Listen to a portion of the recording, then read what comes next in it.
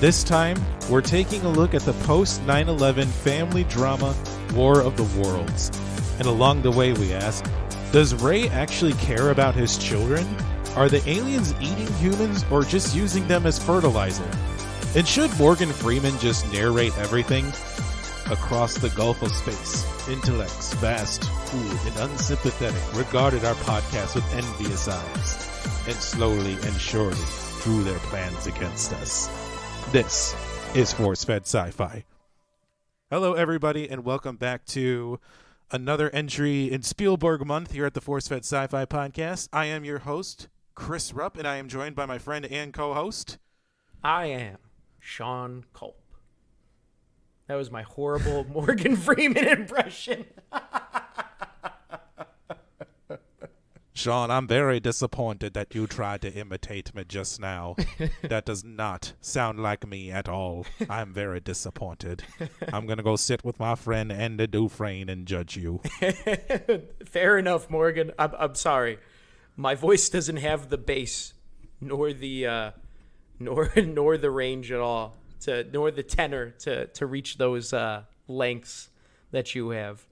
Well, apology accepted. Now I shall be moving on. Oh, thank you, Morgan. Thank you. Morgan Freeman, folks. Chris, I totally forgot that he narrated this movie.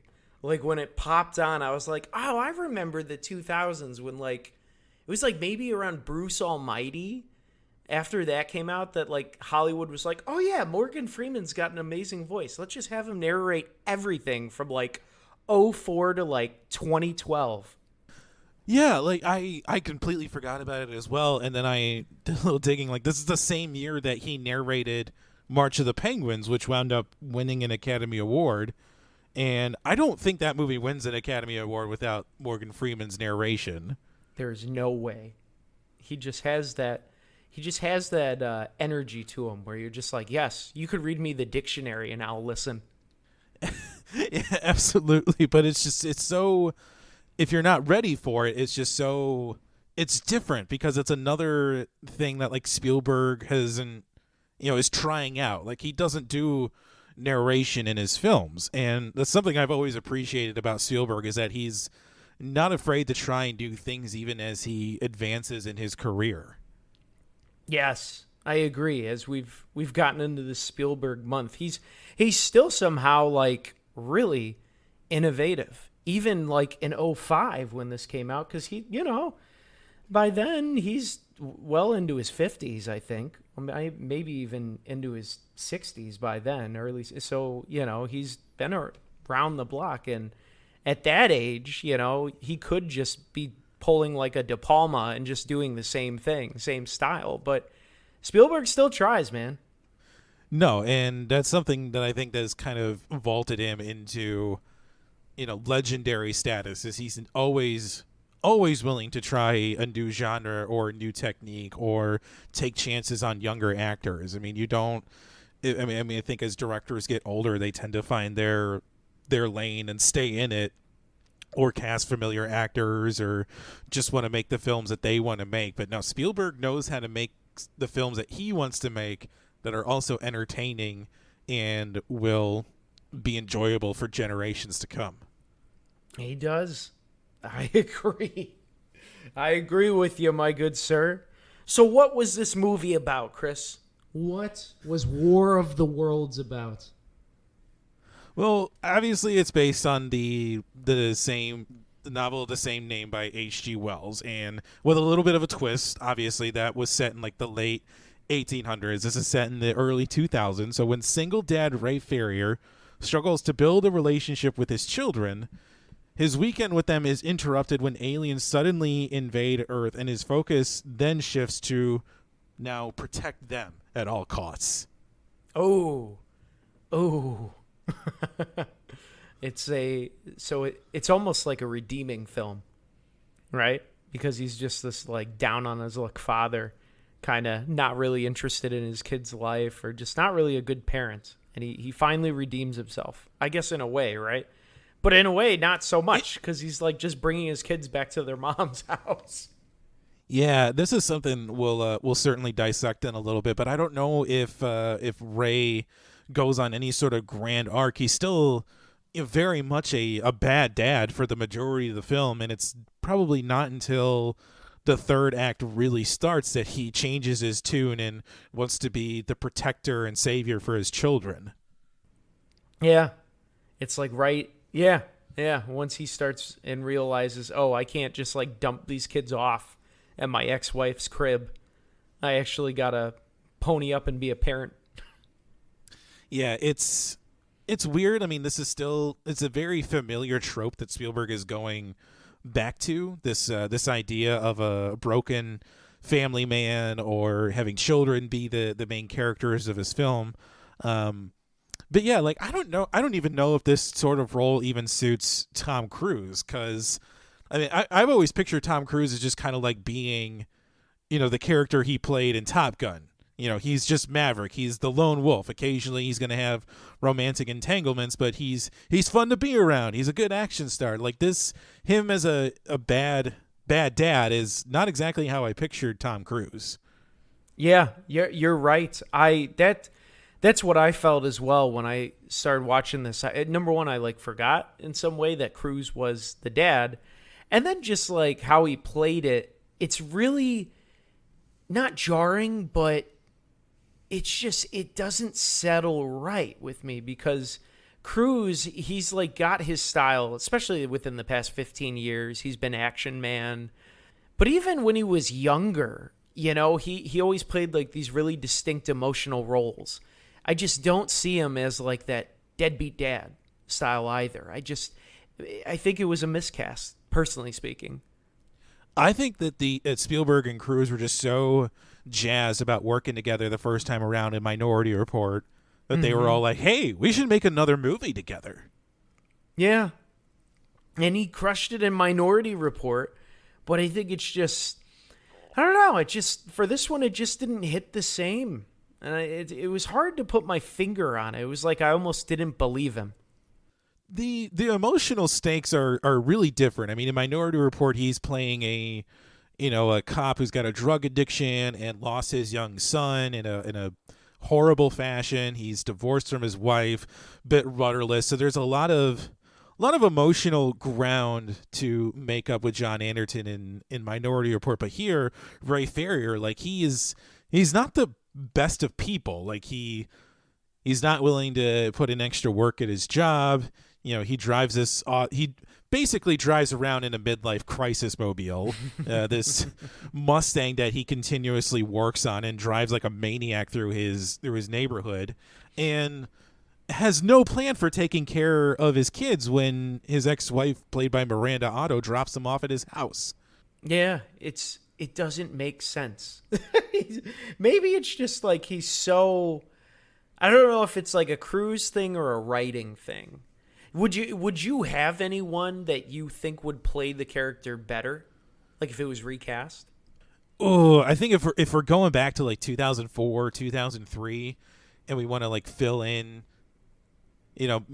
somebody else who could play, deadbeat dad. Man, I maybe would have slotted in Jeff Bridges to play Ray Ferrier instead. Oh, yeah, that could have been good. A little bit older. And he kind of with that hippie look, I could definitely see Jeff Bridges, because he basically plays an alcoholic, deadbeat in Crazy Heart 5 years later. Yeah, I mean, this wouldn't have been much of a stretch for Jeff Bridges, and I just, I think because it's Tom Cruise here in War of the Worlds, we can't help but like him, because he does do very Tom Cruise-y things here. Like he's, he has emotional blow-ups. He runs, because Tom Cruise runs in every movie. And it's an entertaining blockbuster. So I think because, while Tom Cruise may not be the perfect choice to play Ray Ferrier, he's the perfect choice for this kind of movie, I think. Mm-hmm. Yeah. Right movie, just wrong character. Yeah, I definitely agree with you. Like, I think if the story would have been reworked a little bit, maybe, instead of splitting up Ray and his ex-wife, keeping them together, but she's on a business trip. Oh. But you could still retain some qualities of him being, an uninterested dad, but you can just play around with the format a little bit to make, I don't know, to make this feel more in line with how we perceive Tom Cruise on screen is all. Absolutely, because he's just so over with audience members that it's really tough to see him like turn heel, where you're just like, I don't buy it. Maybe if he like had a drinking problem, or like you said, he just was like uninterested, and the movie is more about him like discovering the similarities between him and his kids and learning how to be a parent. That would have made, I think, for a more interesting film. But it is tough, right, when the world's under attack by random aliens. Well, yeah, and I think it would have helped too, like if his kids were, I don't know, like a bit more active, I guess, in their survival, but it seems like Ray is coming up with all of the ideas to keep everybody safe and secure. Yeah. I mean, because they definitely went the route of like his children kind of being just like the daughter struggling, Dakota Fanning, a young Dakota Fanning when she was a kid. She played Rachel, and like she's pretty much got like bad anxiety. So throughout the film, I would say it's Dakota Fanning screaming. So she's kind of like powerless, as, like a little kid would be in this situation. But his son, Robbie, who's Justin Chatwin, I don't know. He like plays the stereotypical teenager, I felt. And I don't know. It just didn't make sense, like his character either. Like I get like the hating the dad, angsty teenager, got it. But then like wanting to check out the military running death, and then he survives at the end. It was just kind of, I don't know. His character wasn't, in my mind, really all that well thought out. Yeah, like I like the idea of having, a teenage son that, is not best friends with his dad, but I also don't understand the characterization of making him overly antagonistic towards his father, especially when the world is ending and aliens are everywhere. Right? Like, I feel like when you get into that situation where it's fight or flight and you're really young, generally I don't think like young people just are like, screw you, family, I'm free. But then again, I don't know. It sounded like in the movie they had traumas with their dad and everything, like definitely him not caring that much about him.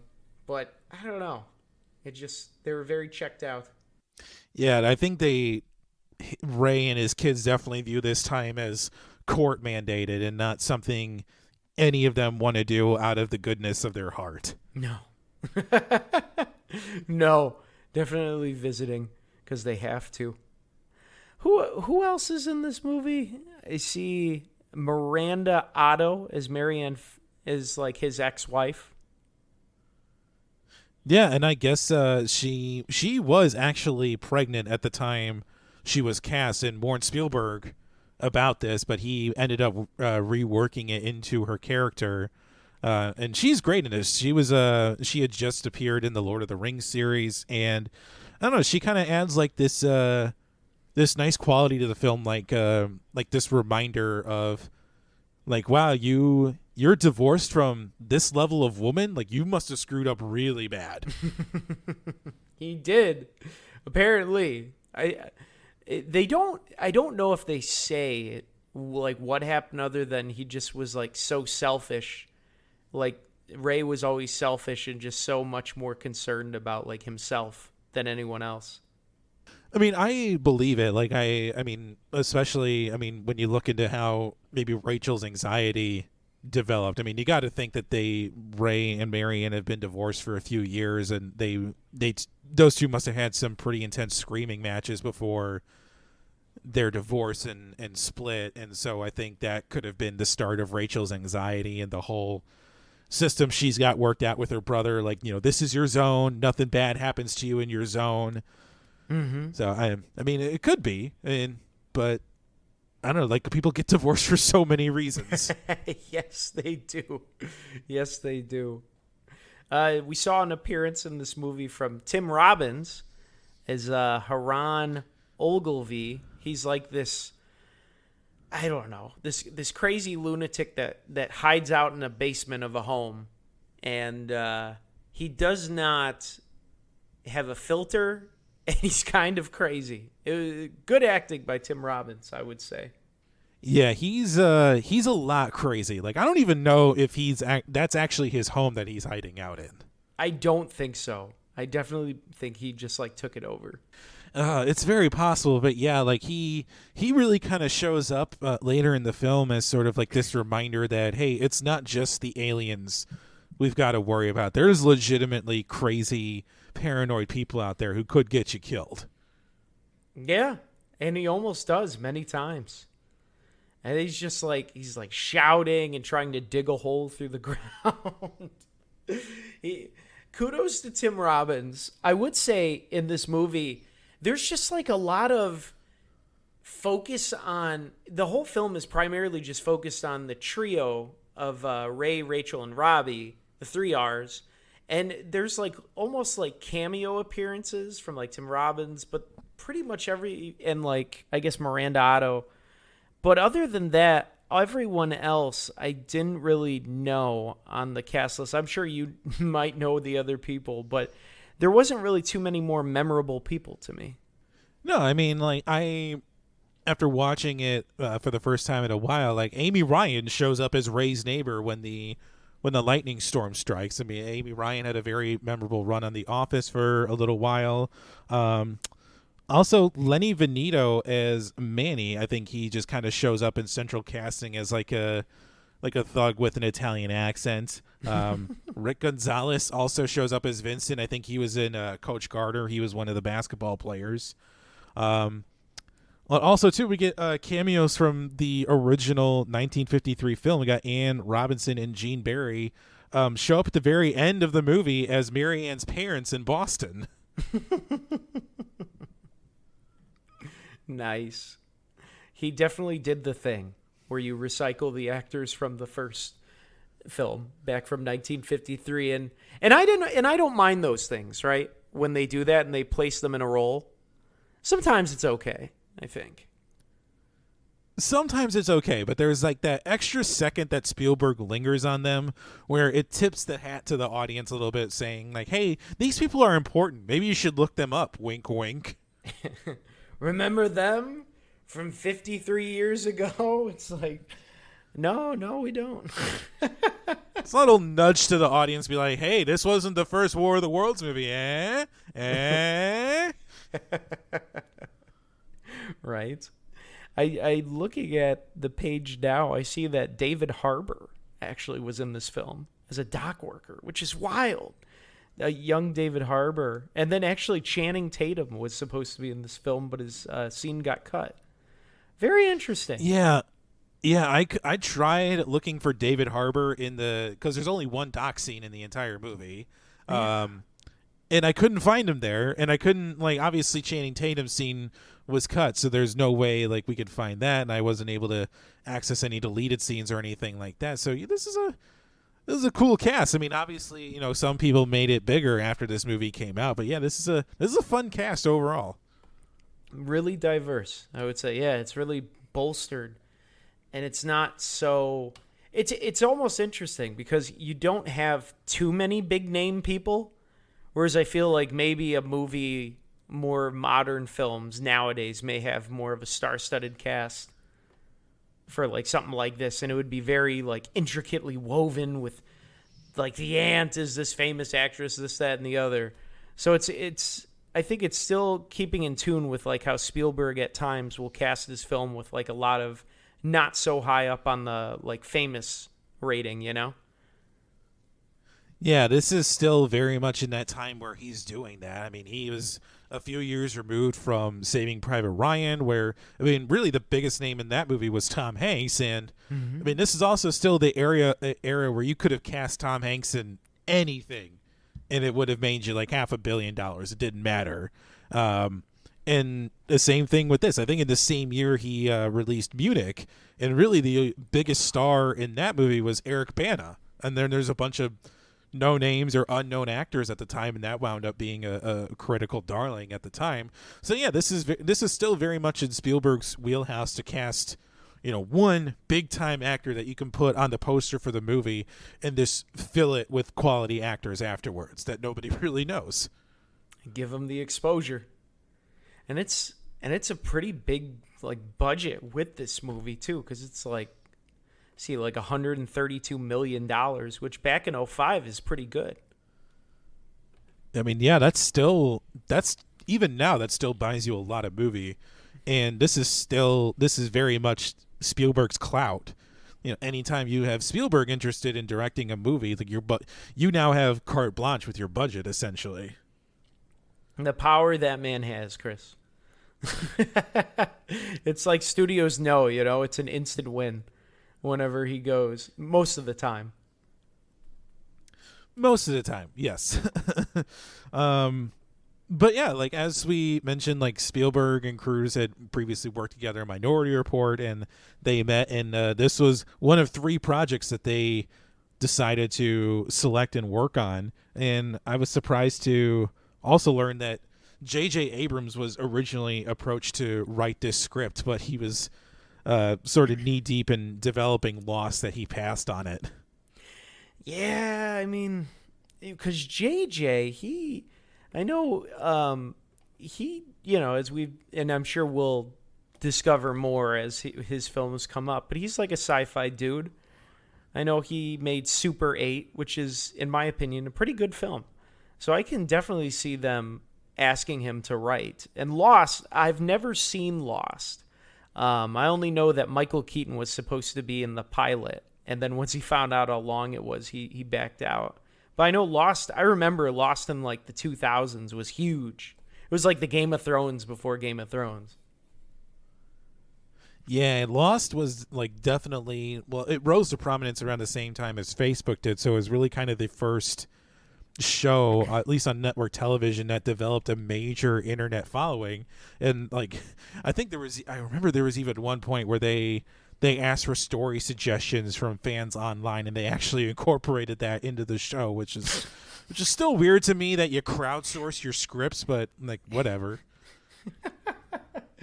It's weird, and it's also brilliant at the same time, because then you can retain viewership. I mean, yeah, if people want to do that, sure, but it's just no, you don't source that from the fans. I mean, they tried doing that with Snakes on a Plane, and look what happened with that. Really? I did not know that. They did that with Snakes on a Plane? Oh yeah, that whole movie, everything you see in that movie was basically came from Facebook groups or Facebook suggestions. Oh my God. It all makes sense now. I can't believe it. I've never seen it, so I can't say.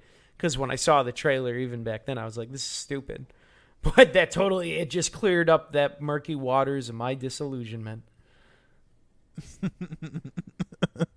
Yeah. So basically the gist of it is that fans, even when you give fans exactly what they want, it never comes out right.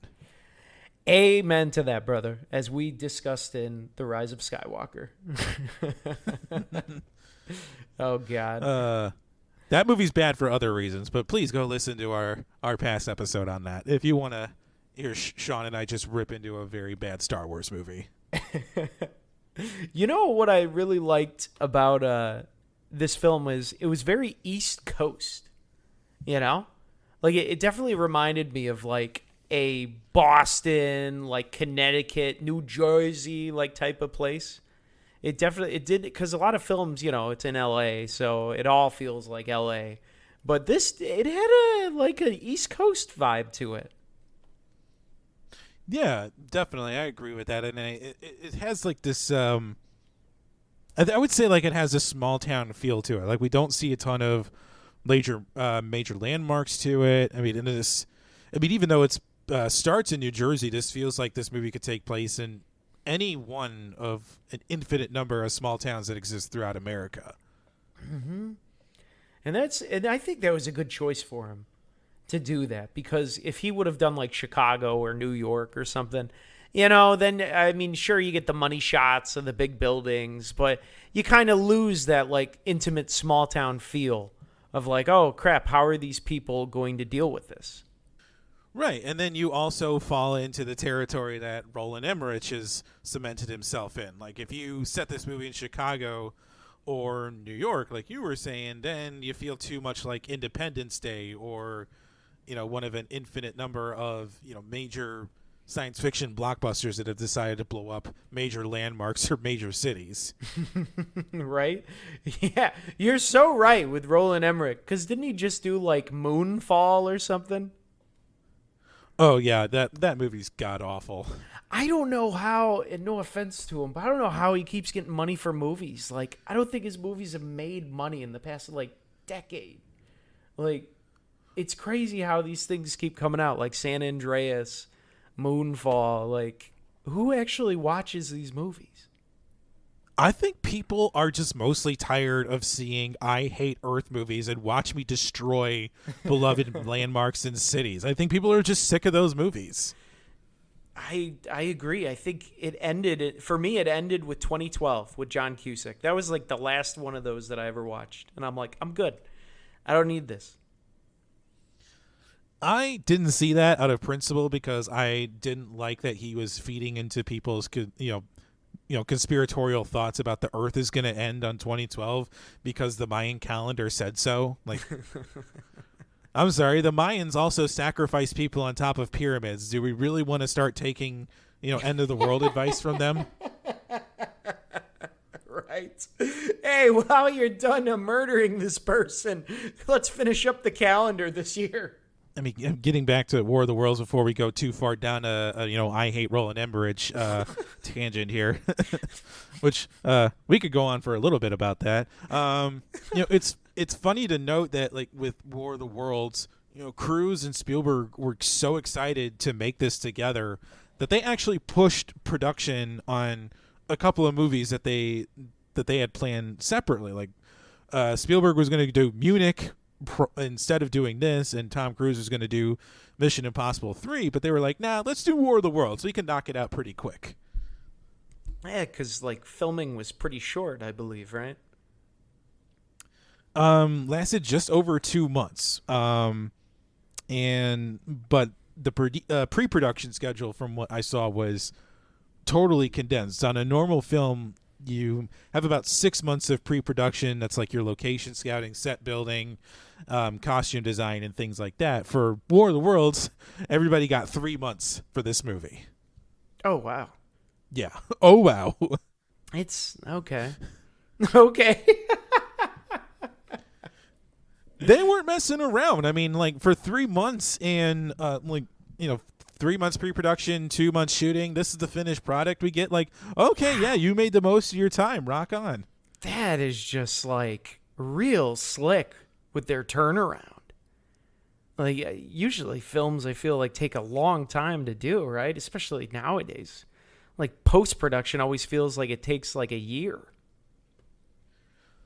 Well, depending on how complex your movie is, like, yeah, it's going to take a while in post-production because you have the visual effects, you have the sounds to put in, and you also have the editing. Like like there's probably like tons and tons of footage that gets left on the cutting room floor for the sake of editing and making a cohesive product. Like if you want a peek behind the curtain as to like what goes into editing a film, I mean, check out several YouTube videos on how Star Wars was saved in the edit. So there's a lot that happens in post-production. Yeah. Yeah, that's where they hopefully tie it all together in a bow.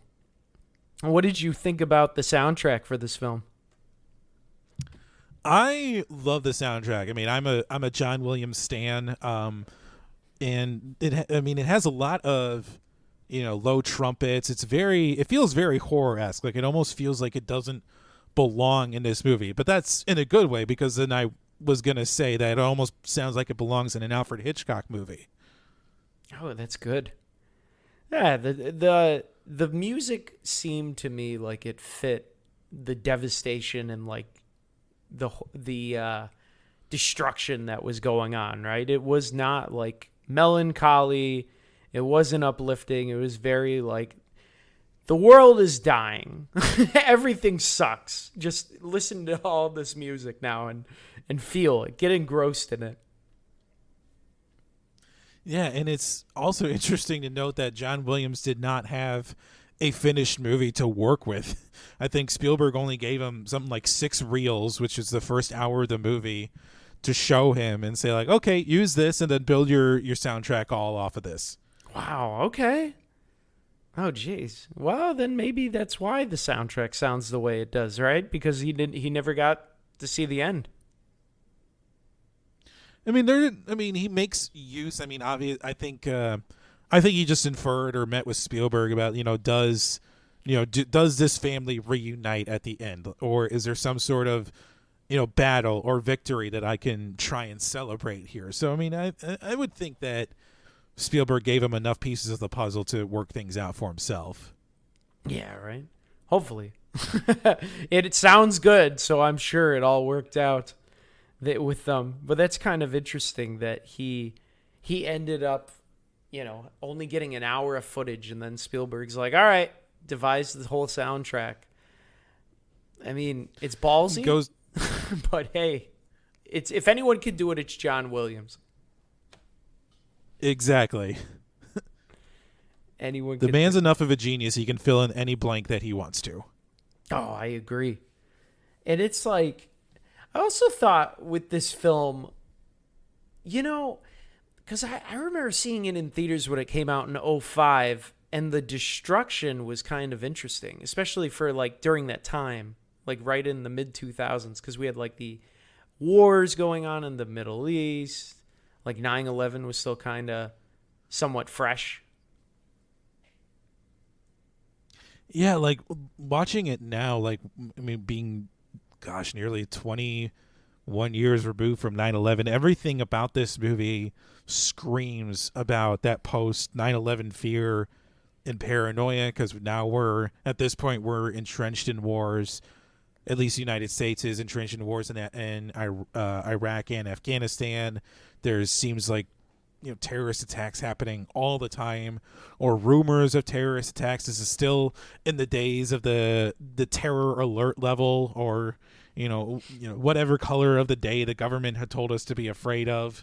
And then even Robbie and Rachel at one point in the movie just look at Ray and ask like, is it the terrorists? Like, because no, they don't know, and no one knows what the aliens are planning or what they're after.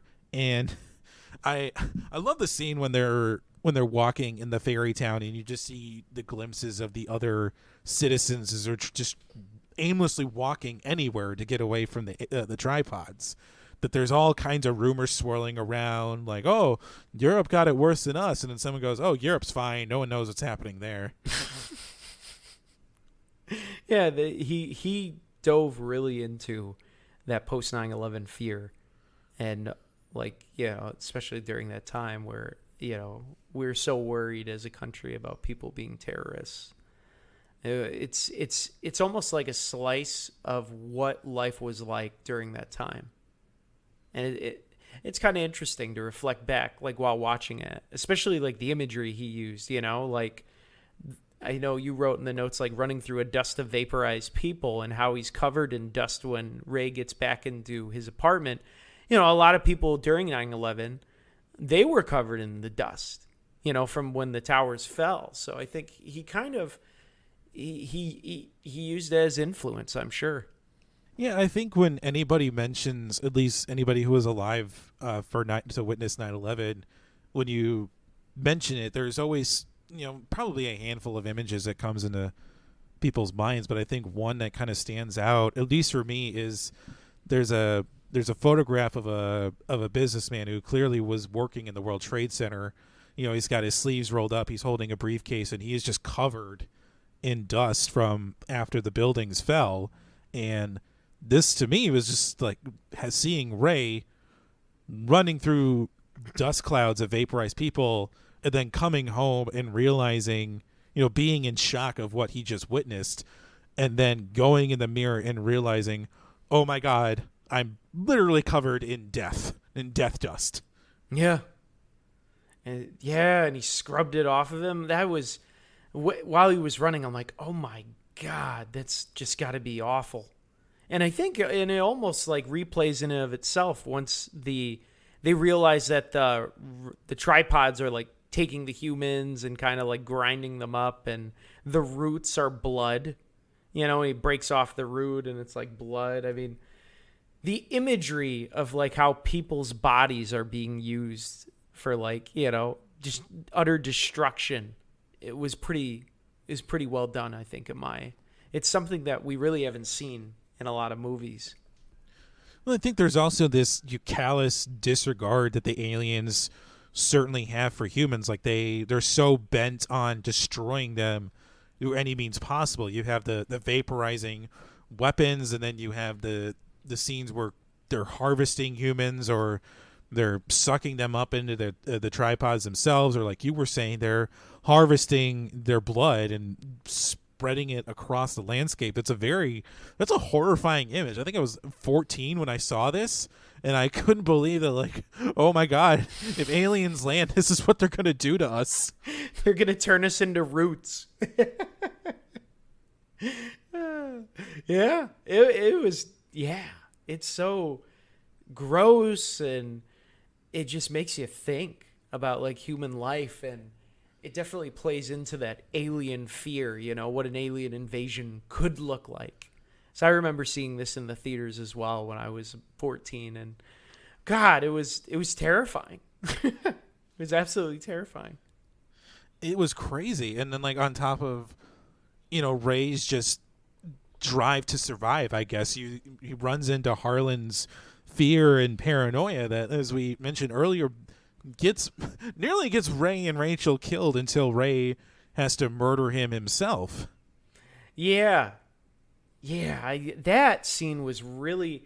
So it's so interesting, like the beats of this movie, right? Because when I saw like Ray turn to that point where he's like, I'm just going to murder this man because he's going to endanger my daughter and get us both killed. Like, I think it's an interesting depiction of like what lengths people will go to protect their family, right? But it also shows like in the craziest of circumstances what the regular average Joe could be capable of. And it's like murdering this crazy man, which it's like I don't condone that at all, but it's a really hard scene to watch, I think.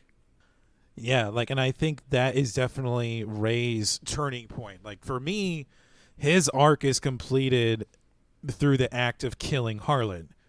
And he has this goes on incredible growth in this dirty basement. Like, he has to let Robbie go before this scene, and he has to assume that he's dead, but he wants to keep that hope alive.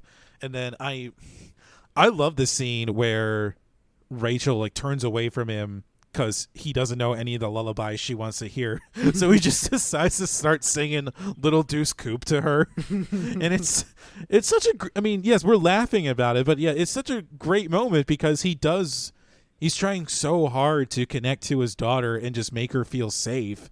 And then I think the only way that he can ensure that she's safe, at least in this moment, is to rid them of the person who's putting them in danger most often. In this case, it's Harlan. And yes, no, we don't condone what Ray did, but Ray had no choice in dealing with Harlan in this situation.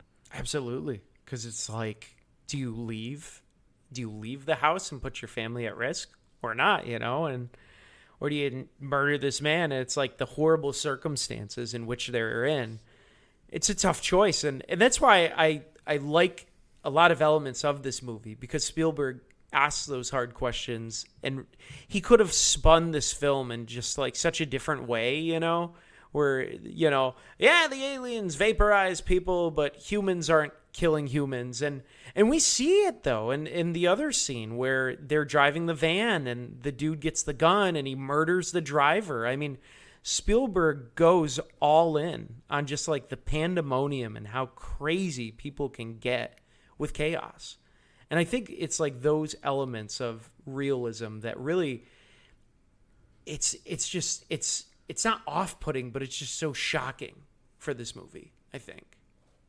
Yeah, like Spielberg definitely goes there, and it's certainly, I think, you know, playing on this sense of desperation of like, you know, your world is ending, your safety is no longer guaranteed. So it kind of puts that question right in front of us and asking us, like, what would you do in this situation?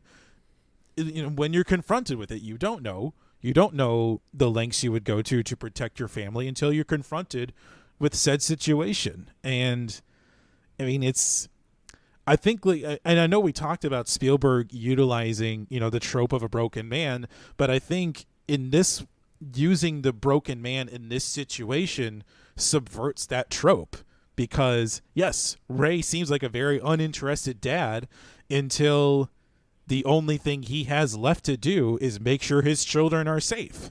Yeah, because he has nothing else to care about. Doesn't have a car, doesn't have anything.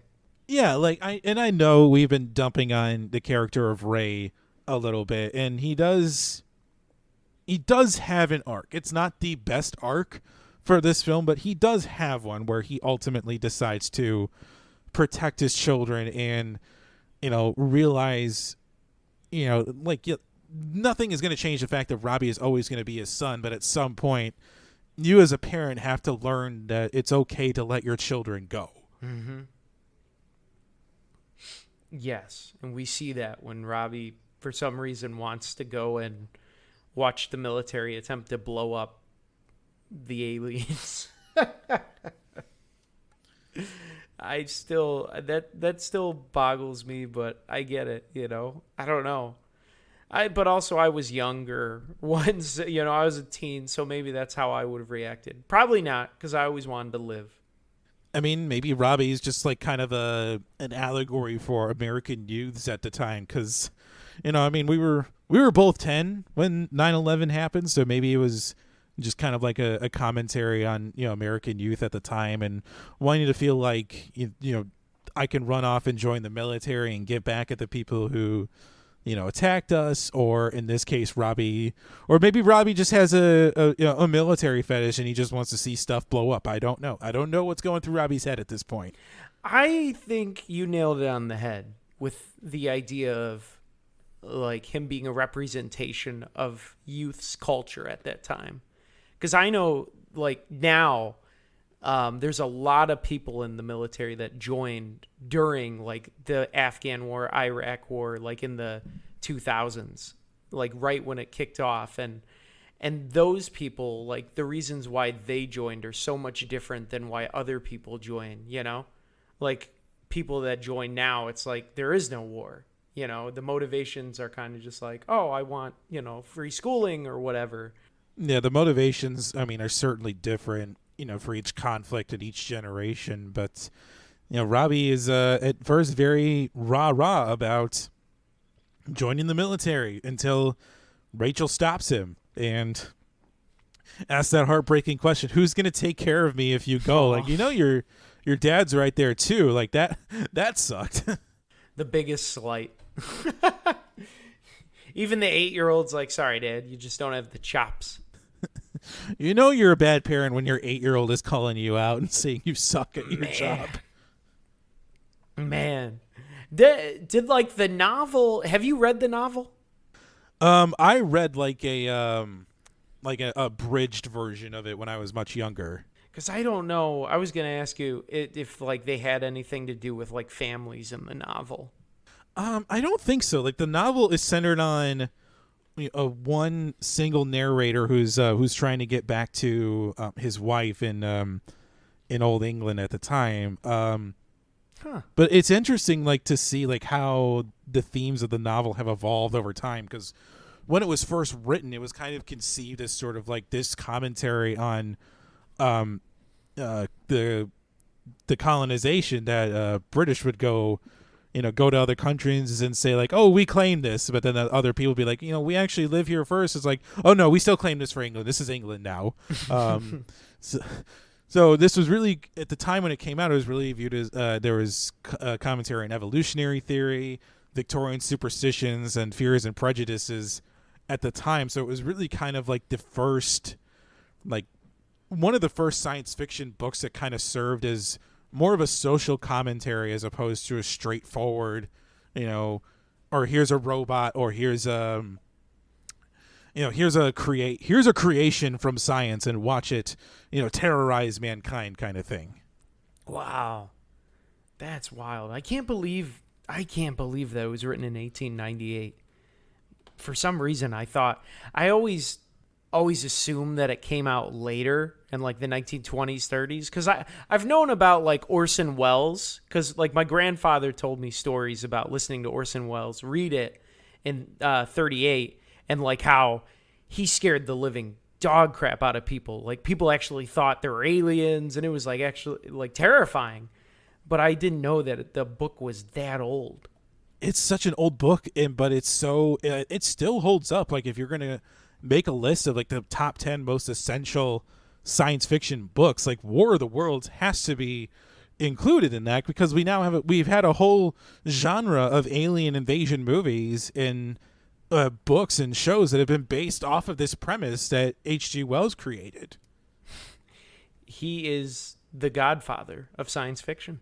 In a lot of ways, yeah. Like he's definitely one of the godfathers to it. I would also put Isaac Asimov in that list as well. But like it's so interesting to see how this has evolved over the years. Like you mentioned the Orson Welles radio program in 1938, and the original film adaptation in 1953 that was definitely seen as a Cold War commentary. And this version is sort of like a post 9/11 commentary as well. So I mean, I'm also kind of wondering, like, if we do another version of this in 50 years, like what does that look like? I mean, are we talking about like another sort of like post horrible event landscape that we have to navigate, or is this the commentary on another unseen enemy that we're not ready for? Like, I don't know what a remake of this could look like. Global warming, Chris. That'll be the enemy.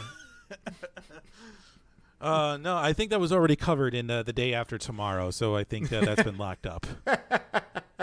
Yeah, but I think we could do a better one. If there's another screenwriter out there that wants to take a chance on remaking War of the Worlds, hey, call us up. We can be the podcast guys in it. You know what's interesting, and maybe that's why this film doesn't seem so much like a Roland Emmerich film, is because they don't blow up, like they don't have the money shots like in Independence Day of blowing up the White House or Mount Rushmore. Like this film, I feel like this film is more known for its sets. Like the plane crash set was really interesting and so just detailed. I don't know if they actually like blew up a plane, but like that's what I always remember about this movie. The plane crash scene, and then when he's running out after the tripod after it takes his daughter, Rachel. Yeah, the set pieces in this are absolutely brilliant. And yes, to answer your question, they actually did buy a decommissioned jumbo jet, transported it to the set, and dismantled it on site there. They actually built like the houses and the entirety of the set around the plane. So it was really neat to read up on that. That's commitment. That's where the budget came from, Chris. Well, that jumbo jet cost like $2 million. So yeah, Jesus. But I think it was worth it. You definitely get your money's worth in terms of the budget for this movie. And like I think one of the more impressive set pieces is definitely when Ray emerges from that basement after Rachel's been taken and sees everything covered with the Martian roots, and then he has to try and find his way, to convince the machines, hey, take me, let me save my daughter. I remember that from like being in the theaters, and then like the grenade scene too, where they're pulling him out and then he blows up the tripod. That one always stuck with me as well. That was so cool. Like, I mean, I think it was definitely one of those things where Cruise was kind of nudging the screenwriters a little bit. It's like, you've got to give me like a hero moment here, right? You got to give me, I've been a deadbeat dad for this entire movie. You got to give me something here in this movie where I emerge looking like a badass. Right. I mean, I don't know how he could have like opened those grenades personally, but I chalk that up to like movie magic, but you're absolutely right. That seems like a Cruise-esque moment.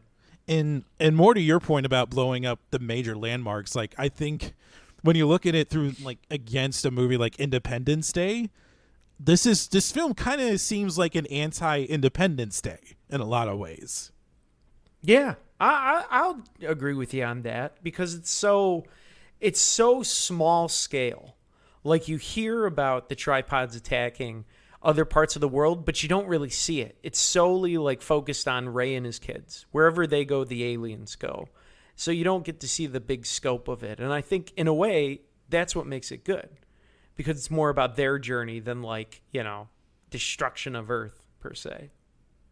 It sort of feels like this detached, ignorant, sense to the danger. Like even when they get to his ex-wife's house in the suburbs, like yes, they're safe temporarily until the plane crashes and then they hear the tripods roaring and then it's all hell breaks loose, like we got to get out of here.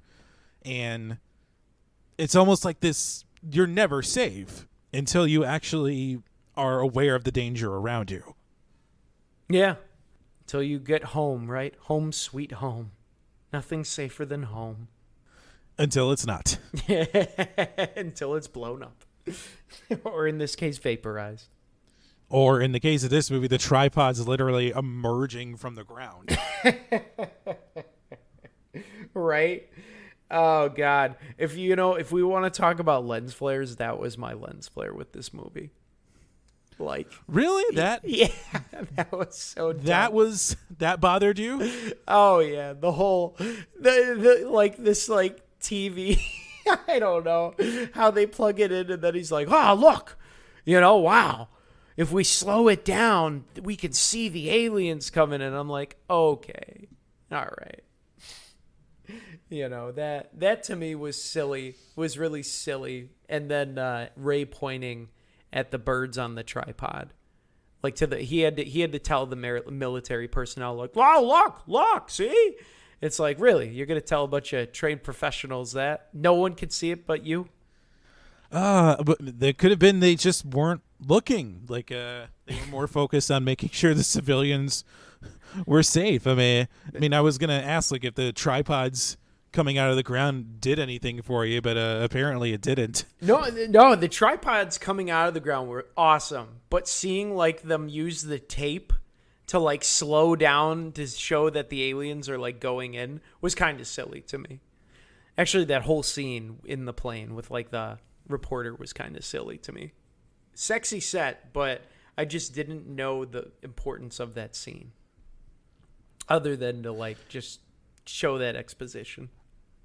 I mean, yeah, it's a great effect to see the tripods emerging from the ground for the first time. But like, I'll agree with you that we don't need to see how the sausage is made and how the aliens got in the tripods to come out of the ground.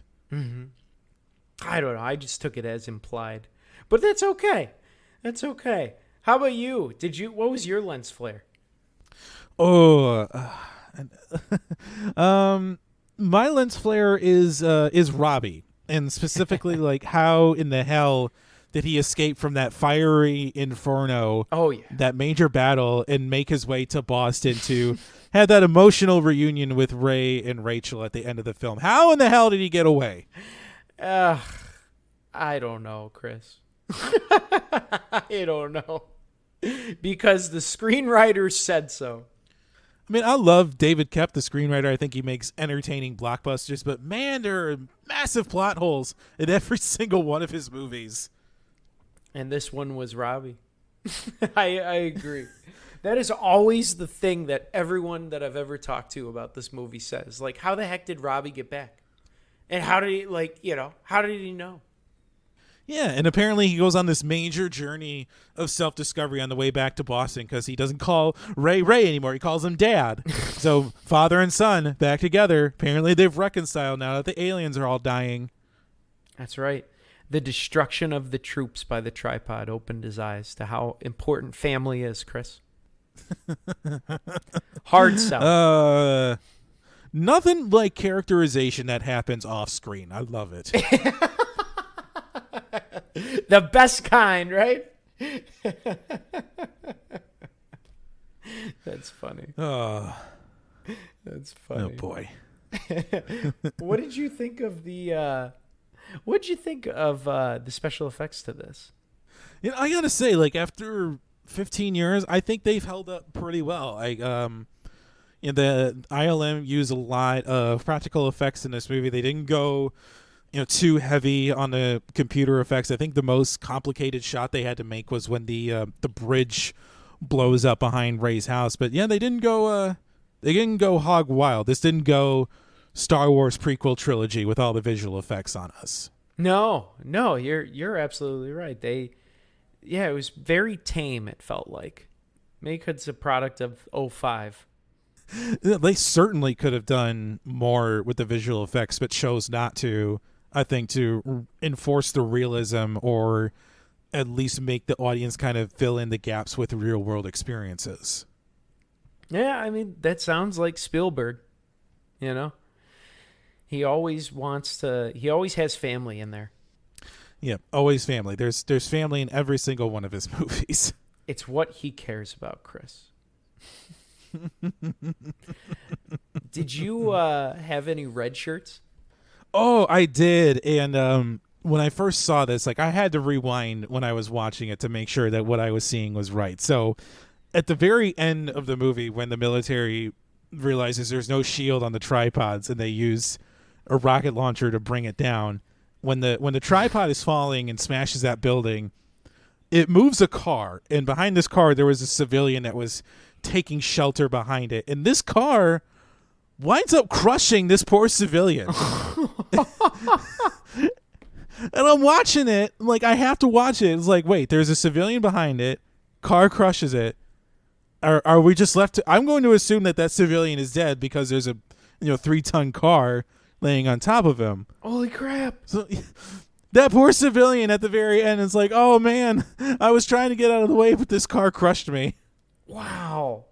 I did not catch that. No, I thought you were going the route of the birds. They blew up the birds on the tripod. No. Wow.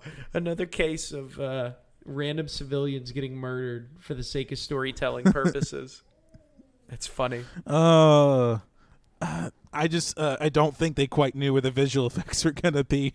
So that poor civilian just died because he couldn't move out of the way fast enough.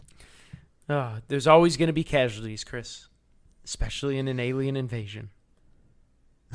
Hey, it's war, right? Yeah, apparently. Absolutely. Mine was easy. What about you, Sean? Did you have a red shirt? Yeah, mine was Manny the mechanic. He gets like vaporized in the rearview mirror. And so after Ray's pleading with him just to get in the car, Manny says, no, get out of the car. So Ray says, I'm going. And sure enough, you get to see Manny get vaporized. Poor guy. Yeah, and it's kind of indicative on about Ray, and it's really disheartening for Ray for the rest of the movie because he always tries to do the right thing and save people, but it always winds up going sideways on him. It's like the what is it from Fairly Odd Parents? Timmy's mom. Everything I touch dies. That is Ray. In this case, everyone he touches dies. Yeah. Poor Ray. He tries so hard. He got so far, but in the end, it didn't even matter. Yeah. Thanks, Linkin Park. You're welcome. I knew what you were going for. You're welcome. Oh, God. I'm curious. I really want to know, what was the toxic fandom for this one? It's one of these things of, like, it's such a short sequence in the movie that, like, it shouldn't even of course be on a list of this list here. So the latest entry of this week in toxic fandom. The master of the Hudson Ferry is wearing the U.S. Navy officer's insignia on his hat. In reality, if required to wear such a hat, it would have the insignia of a U.S. merchant marine officer.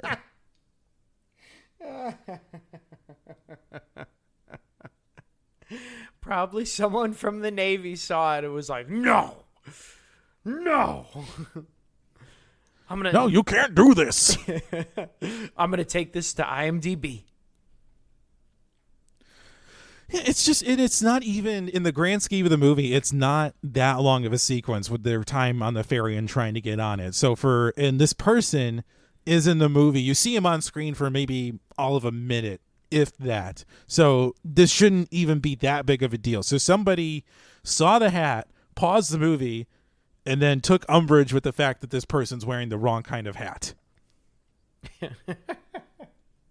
I'm not shocked. I really, nothing shocks me anymore with this toxic fandom.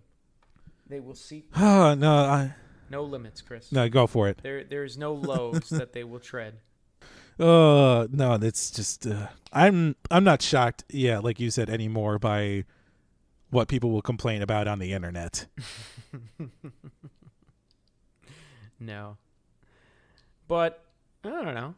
It's it doesn't, surprise me with the internet. There's always going to be someone that gripes. It's never a perfect film. Never.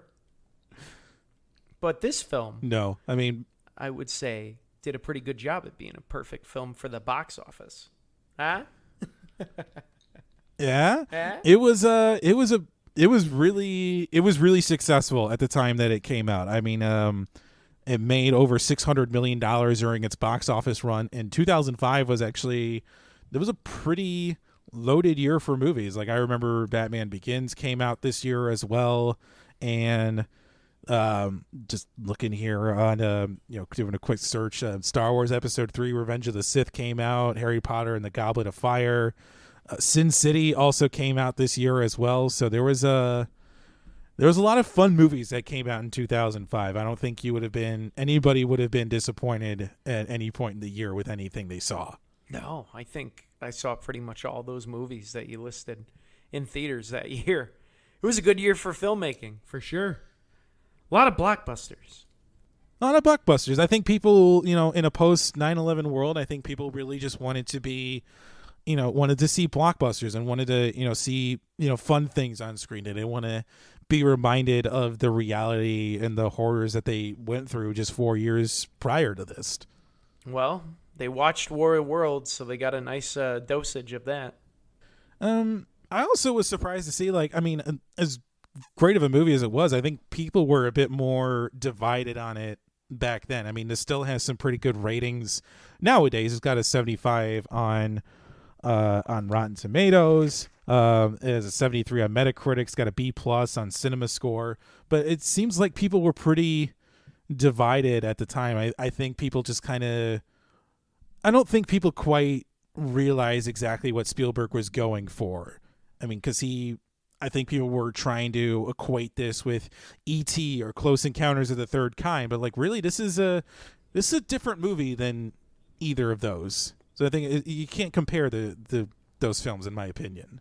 No, and I agree. I think the idea of what he was going for was lost, because I remember the big issue. A lot of people were pissed off that he was doing a remake. Because it was like right around the 2000s when remakes of old films from like the 40s, 50s, 60s, etc. started coming back into more popular play. And I just remember so many people being pissed off that he's doing War of the Worlds. Like, even people quoting like, he's losing his touch. Why remake a perfect film? It's like, because the man wants to. It's not about the remake. It's about the message, the themes. Yeah, if he thought he could make an entertaining movie, then by God, he was going to do it. So that's what he did. And he did. Absolutely. Did this film win any awards? No major awards. The technical Oscars it was up for lost all those to Peter Jackson's King Kong. So it's a Peter Jackson epic movie. Of course, it's going to win all the Oscars. Did win one Saturn Award for Dakota Fanning for Best Young Actor / Actress. So, yeah, definitely a feather in her cap at that point in her career. Although I don't know if you read up on this, but there was a lot of rumblings out there that Spielberg thought that this movie should have made more money. No, that's kind of shocking. More money? What do you want to gross $1 billion? Well, remember what happened at this same time that this movie was coming out and Tom Cruise was on his press tour? Oh, is this like when he went on Oprah? Yeah, this is the same time as him jumping on Oprah's couch and yelling at her that he loves Katie Holmes. I remember that. I love you, Katie Holmes. Oh my God. What an interesting man. What an interesting time. This is pre-Facebook days, and the image of Tom Cruise jumping on Oprah's couch like a demented 4-year-old just made waves everywhere. Oh, yeah. And nowadays, when you see that, it's like, wait, you didn't jump on the couch and shout crazy things? It's like funny how our culture's changed so much. And it is interesting. It definitely, how, antics are just now accepted from everybody, I guess. But Spielberg was upset at Cruise for this because he did this on a presser for War of the Worlds. And he attributed his quote-unquote antics, Cruise's antics, to really affecting the box office numbers. And since Tom Cruise is still very much a Scientologist, and Scientologist does not like people going to medical doctors, Spielberg recommended a doctor to Cruise, which this poor doctor's office wound up being picketed by Scientologists. So it really kind of alienated and put a nail in the coffin as to their working career. That makes sense why they don't work together anymore. Yeah, I think, this was a very controversial time, with him. Because I remember, my parents talking about that, him being kind of, odd with, jumping on the couch. And then, the resurfaced quotes about him not believing in doctors and, medicine and et cetera. And I remember it really, shook the... I guess TMZ or whatever the heck was around back then. The news stations before the internet. Yeah, this definitely kind of fed into, people's perception of Cruise a little bit. And I think he's now learned to stay out of the public spotlight so much now because, his movies make $500 million every time there's a new one. So he's learned to just show up, do his press work, and not jump on anybody's couch anymore. Yeah, he's really good at press now. He'll go on the talk show, be charming as hell, and then bail. He learned from his mistakes. One can hope. But you never know. Cruise still has plenty of time left to mess something up in his career, I think. Right. Only time will tell. I'm dead. Well, is there anything else you want to chat about before we get into our rating? Nah, let's get into our rating, shall we? Whoo, all right. On this episode of Force Fed Sci-Fi, we will rate this movie as wouldn't watch, would own, or would host a viewing party. Chris Rupp, what do you rate Steven Spielberg's War of the Worlds? As we've been mentioning a lot, Spielberg always finds a way to surprise me, and especially at this point in his career where it seemed like he was going to settle into his tried and true method of casting Tom Hanks in a movie and just riding that wave to box office success. But no, he went a little different. He added narration. This is a remake with a lot of modifications from the original story. And I like that this is a departure from Spielberg's normal take on aliens. As we've already, this is the third of Spielberg's alien movies that we've covered for Spielberg month. So, and it's fun to see him kind of play around with this genre a little bit. And I think with all that being said, I think the performances are top notch in this movie. Top to bottom, I don't think there's a weak link in any of that chain. The visual effects are fantastic, and they've continued to hold up to this day. The ending is rather abrupt, with the bacteria killing the aliens and the victory for the military.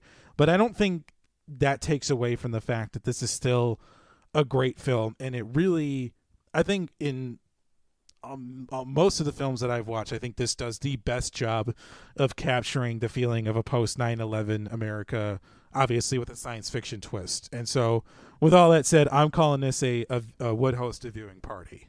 Oh, wow. High praises, man. Woo. Yeah, I just remember, like, I came away from rewatching it thinking, I think this is incredible. Like, even after all this time, this is still an amazing movie. Kick butt, man. Kick butt. What about you, Sean? Where do you come in on Steven Spielberg's War of the Worlds? Steven Spielberg's War of the Worlds. So, I gotta give credit where credit's due. Spielberg is always... It's so interesting, like, seeing these movies where he works with aliens. It's like I always forget that he is, like, known for sci-fi and working with aliens because, you know, his career, he's so diverse with his genres, and he's not. It's great about him is he's not so pigeonholed into like, he's the alien guy, you know, sci-fi guy. And that's why I really enjoyed this film, because Spielberg's able to have aliens as the backdrop attacking the world, but make it so focused on family and use like current cultural things like 9/11, the war in Iraq, family values, divorce. I mean, change. And he never once gets pigeonholed into a certain style. And so for that, I appreciate. And, you know, as we've talked about, sets, everything, he's always top notch. So I would put this film actually as a would own. I don't think it's a perfect film. I think the ending, the abrupt ending, is kind of a little off-putting. The story, like with Ray's character, just is a little kind of but very well acted, well done. Would own, baby. Excellent. High marks all around for War of the Worlds. That's right. I don't think we've had a bad Spielberg film yet. No, he's contributed much to the science fiction genre, and he puts everything he's got into making quality sci-fi films. He does. He really does. But he's just not, he's just so unique. I mean, it'll be interesting to see, like, if he continues making science fiction films. I mean, he's at the point in his career, I think he's kind of more focusing on human interest dramas and just making whatever film he wants. But let's close out Spielberg month with a more recent science fiction film. We're gonna talk 2018's Ready Player One, an adaptation of the beloved novel from Ernest Cline and Spielberg's latest foray into big visual effects and spectacle and entertainment. So yeah, we're gonna close it out with Ready Player One. All right. I haven't seen it. I'm looking. I guess I'll look forward to it because I know you were really passionate about this movie, so I'm ready. It's a good one. I'm a big fan of the novel, and I'll be. I'm definitely pumped to revisit Ready Player One. Whew. All right, Chris. Well, it's always a pleasure, my good sir. You are the man. Likewise, Sean. It is always fun to talk about these movies with you. And if you all enjoyed this episode of the Force Fed Sci-Fi podcast, please head on over to Apple Podcasts and leave us a 5-star review. That is the best place to do it, and it really helps to drive us up the charts as well as help people like you find the show. We are across the spectrum of social media with Facebook, Twitter, and Instagram, all at Force Fed Sci-Fi. You can check out and download episodes from Apple Podcasts, Google Podcasts, Spotify, the iHeartRadio app, or wherever you find podcasts. And go ahead and hit that subscribe button so you never miss an episode. Finally, you can check out our website, forcefedscifi.com, for show notes and links to all of our social media. And so for all of us at the Force Fed Sci-Fi team, we will see you next time.